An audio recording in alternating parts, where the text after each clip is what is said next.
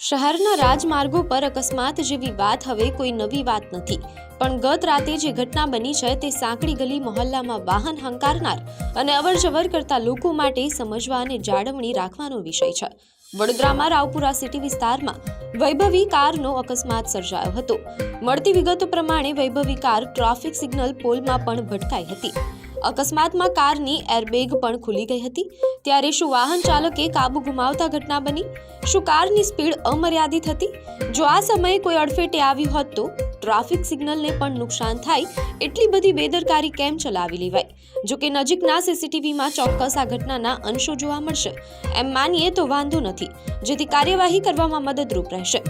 ઘણા સવાલો સર્જાય છે, ત્યારે સવાર હોય કે બપોર કે હોય સાંજ કે પછી રાત, વડોદરામાં વાહન હંકારતા બનતી ઘટનાઓ માટે ખૂબ ધ્યાન રાખવું જરૂરી છે અને તે દિશામાં કડકાઈ સાથે નિયમોનું પાલન થાય તે જરૂરી છે।